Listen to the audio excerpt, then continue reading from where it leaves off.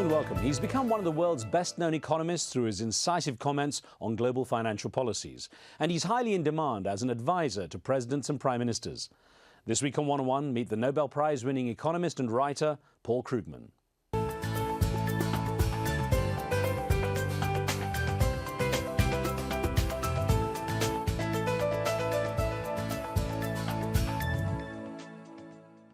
His prolific writing has put him repeatedly at the top of the New York Times bestsellers list, and his articles number in the hundreds. Paul Krugman has also collaborated on textbooks with his wife Robin Wells, a fellow economist and cat enthusiast. Krugman's ability to process complex data and simplify it won him the 2008 Nobel Prize in Economics, had the Asia Times calling him the Mick Jagger of political economic punditry, and put his face on the prestigious Newsweek magazine cover.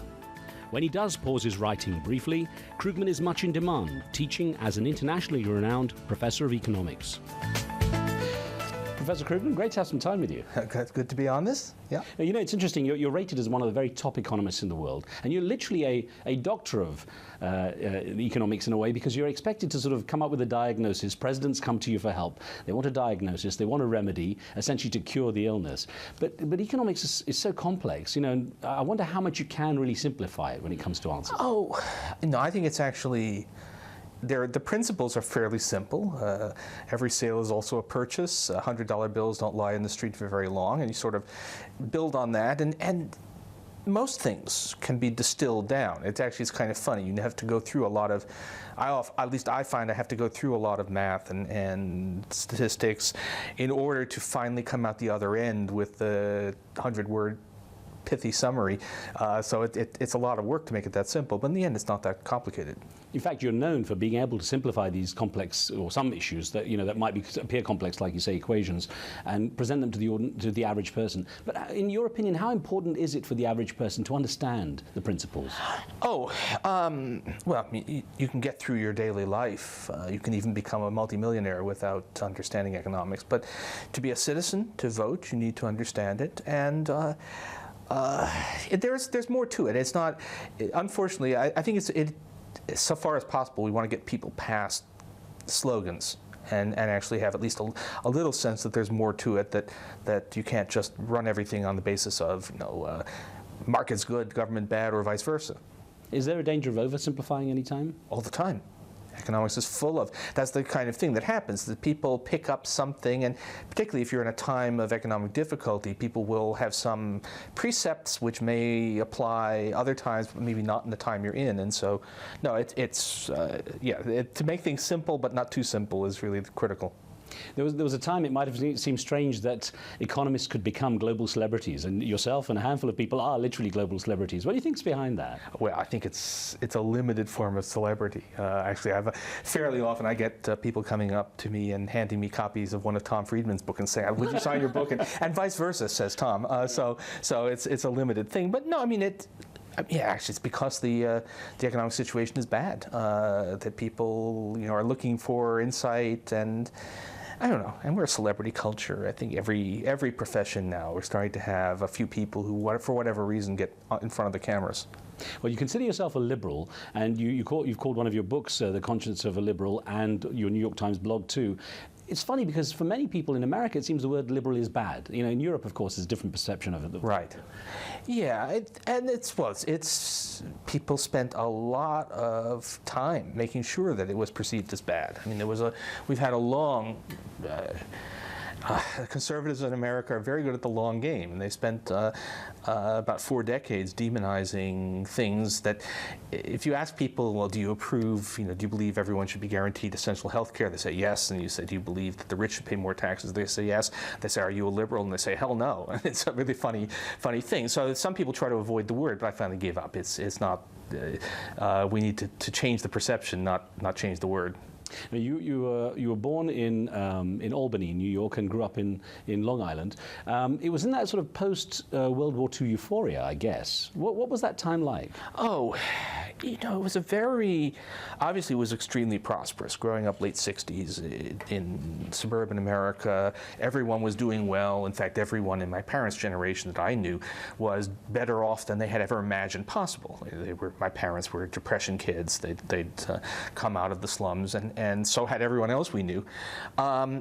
And it was also a very egalitarian time. We didn't really realize it, but it was a time when you say, "Oh, you want to make a really good living, you want to be a plumber." You know, it was not the gaps between, you know, the wealthy people in our town lived in the split levels, and the people like myself lived in the ranch houses, but it really wasn't any kind of extreme difference. So very different, and not at all. This is not the country that we live in now. Now, your parents, David and Anita, actually had roots going back to Belarus, and you said they grew up in Depression-era America.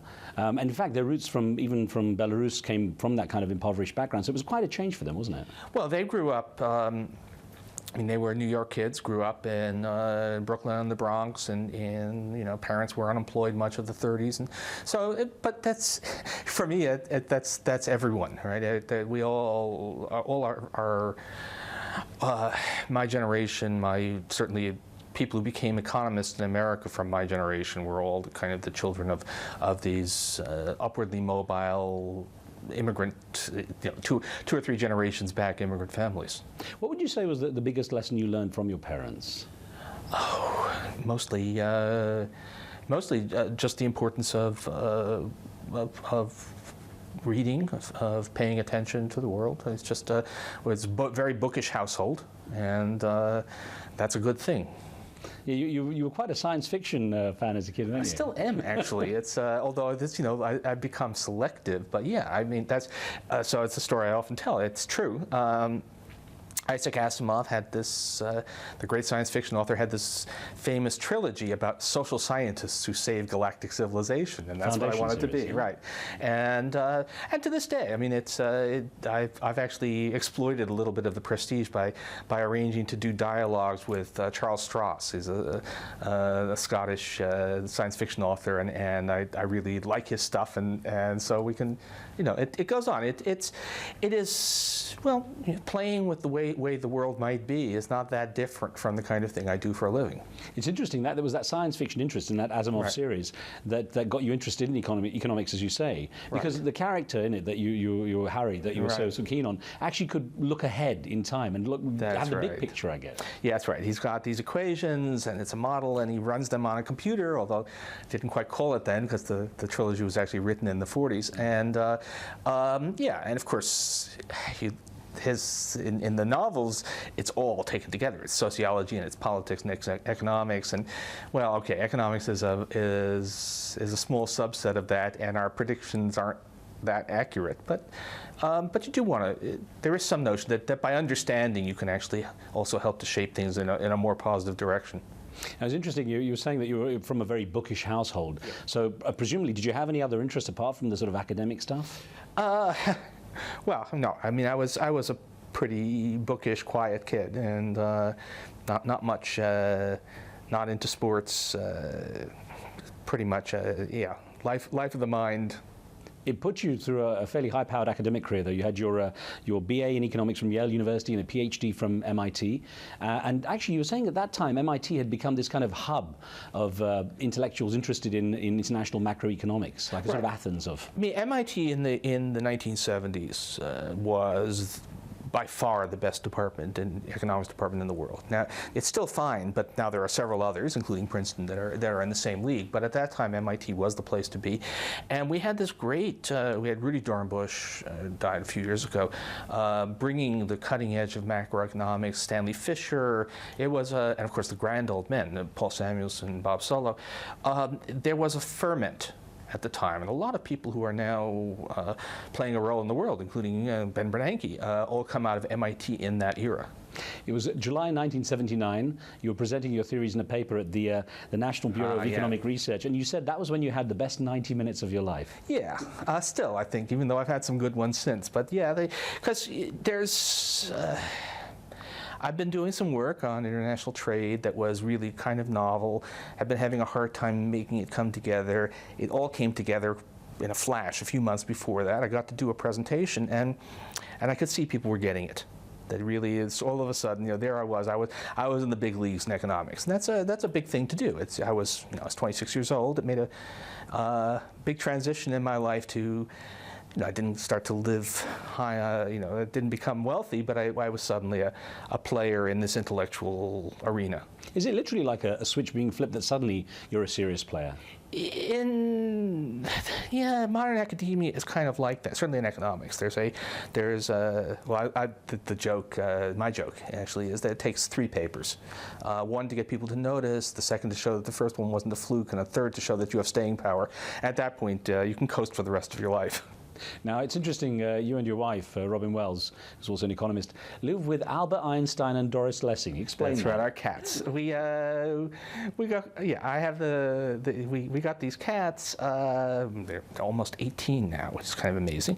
And Albert, sort of a sandy-colored cat, and somehow I thought sand, beach, Einstein on the beach, and he became Albert Einstein. Then we needed an eminent woman for his sister, so Doris Lessing, who happened to have been a cat person, and there we are. I was wondering what it is with economists, because Hernando de Soto has 2 dogs apparently called Engels and Marx, Yes. after the 19th century German political philosophers, and Karl Marx and Friedrich Engels. And he says they're basically German, hairy, and have no respect for property. Oh well, that's Your cats are better behaved, I hope. Well, no, but they're a comfort. How much does it help to have a wife who is also an economist and who actually has some similar mindset to you? Well, she does and she doesn't. She's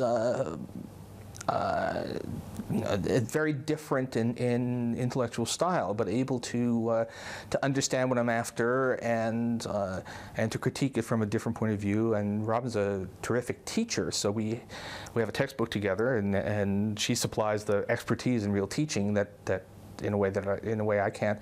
And she's also tougher than I am. So when I write particularly when I write public stuff, columns, but also other articles, she often joins in on those. But she's also always telling me, you're not hitting hard enough, and that's a good thing to have. Now, in 2008, of course, you had, I guess, the most significant global recognition of your work, getting the Nobel Prize in economics. And I wonder how surprised you were. Was there any indication that this might be on the cards? Yes and no. I mean, I've been aware that people thought of me as a possible laureate, and that even been a few years earlier, Princeton University, following whatever algorithm they used, thought I was likely, and they were on high alert, and didn't happen. So it wasn't totally a surprise, but I'd actually pretty much said it wasn't going to happen, if at all, for a long time. So it came as a shock when it actually happened. But no, I mean, economics is. There's enough of an established reputational arithmetic that you know that you're at least in the possible circle. I wonder, though, how much life changes after a prize like that. I mean, to what extent it helps or perhaps even hinders? My life probably changed less than almost anyone else because I'd been a newspaper columnist. I'd been out in the world. So it's not as being an ivory tower academic who's suddenly in the glare of publicity. So it accelerated the pace, but it was already a pretty hectic pace. So I'm not sure it changed my life all that much. The invitations got fancier, the demands on my time got even more extreme, but I'm not sure it hurts. I mean, I think it would be a problem if it had come when I was younger, because if you're still doing primarily deep academic research, then I think that glare of publicity might be a distraction. But I was at a stage where people in their mid-50s aren't doing all that much cutting-edge work anyway. Still, you've advised presidents and senior political leaders, and I wonder how hard it is to persuade them when you have potentially difficult decisions for them to make if they're going to follow your advice. How willing they are to listen? They're willing to, well, ones I've talked to are willing to listen, but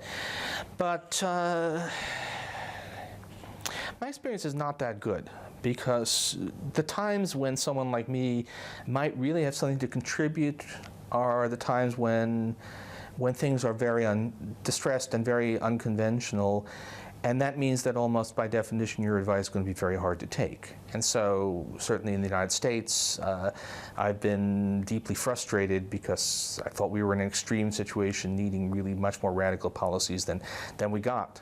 So no, it has not actually been all that happy an experience.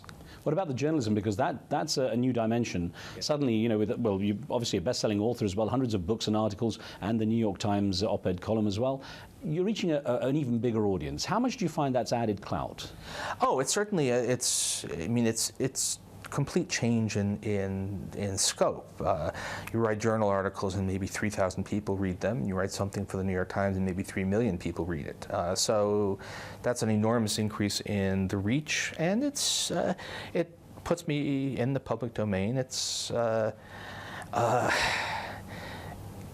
still a little bit scary every time I sit down and, you know, write my 800 words and know just how much of the world is going to actually see it. It's interesting because certainly on TV, there's been a huge interest when the economy goes up and down. People speculate a lot, and there are a lot of commentators. And to some degree, there are people saying, well, they're giving economics a bad reputation because they throw out all these ideas, and there's never any accountability. When you listen to what you see on the box, what do you think? I try not to watch it on the box, actually. Long ago, I actually wrote that there were 3 kinds of economics.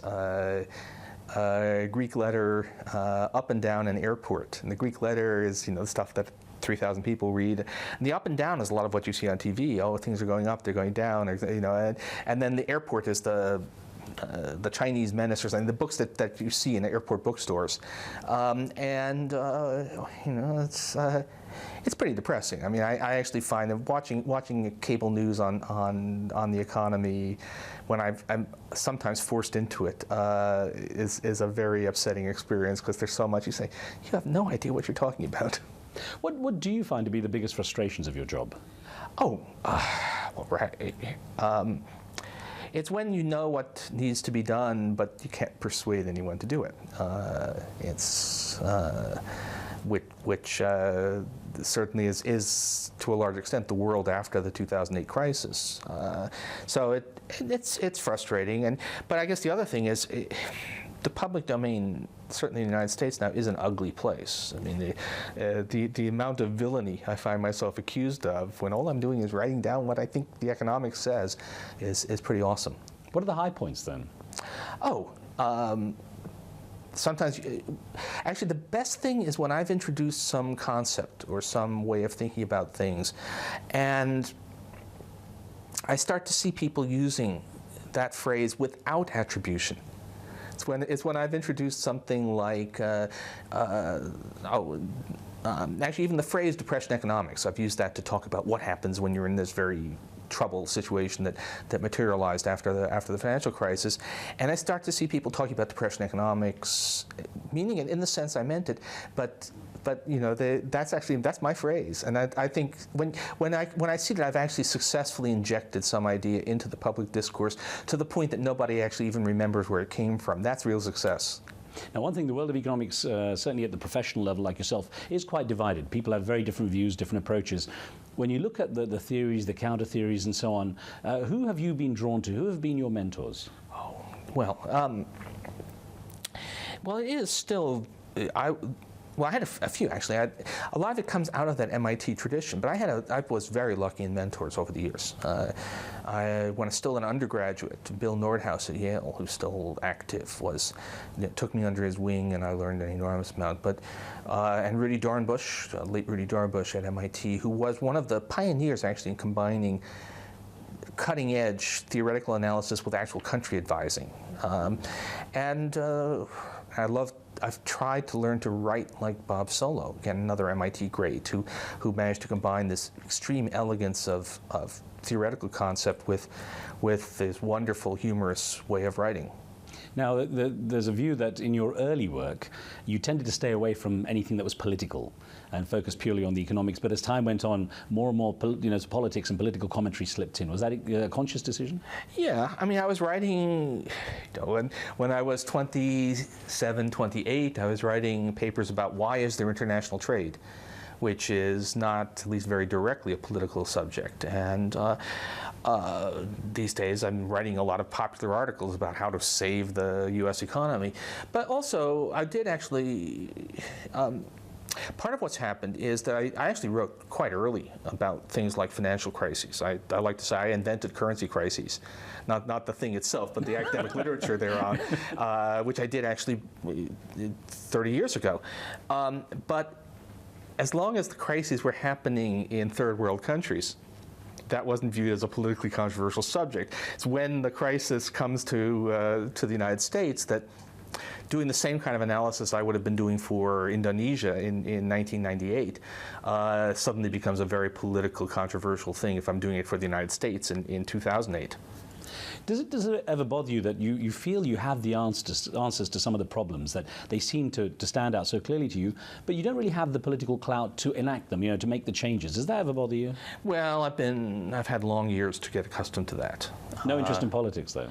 I mean, I wouldn't be any good at it. I think I have as much influence as given who I am, given my personality, via the pulpit at the New York Times and via the other writing. And aside from, I think there's a certain sense of you wish just once in my life that I could have the kind of mass, that political engine behind me that some of these really stupid ideas have behind them. But it's not to be.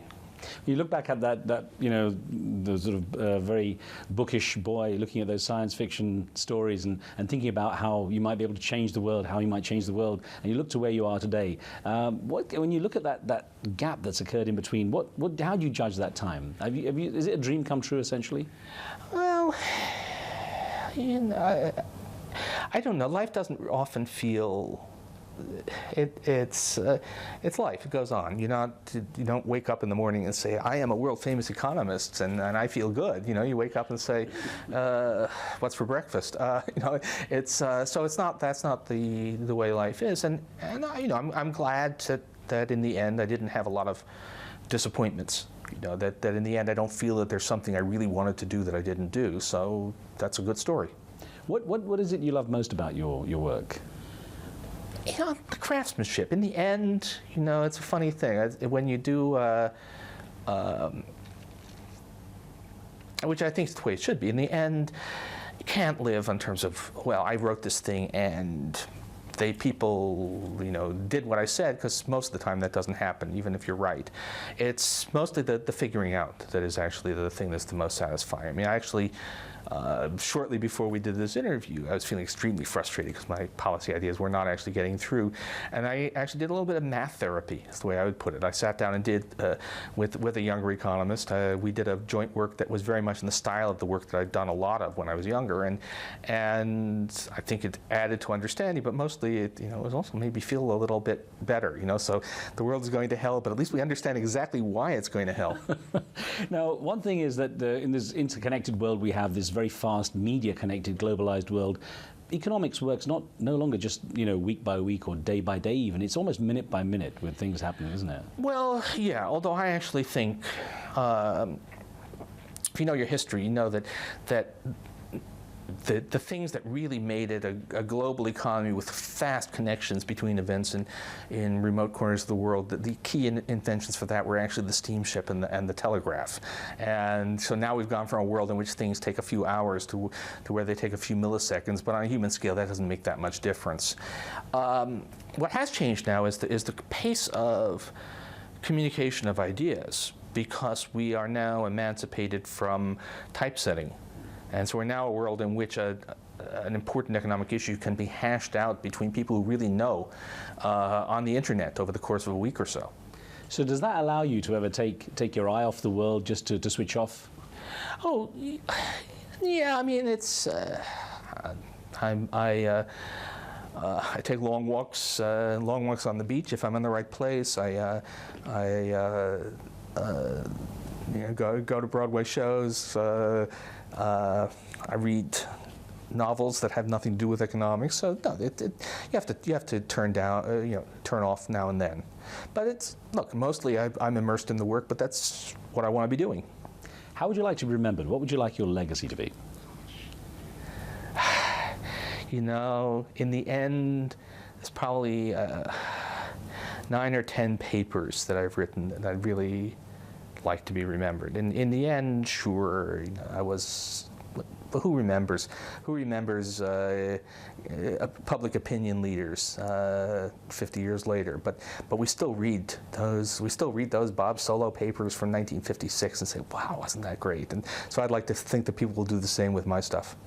I wish you luck. Paul Krugman, thank you for your time. Thanks a lot. Thank you.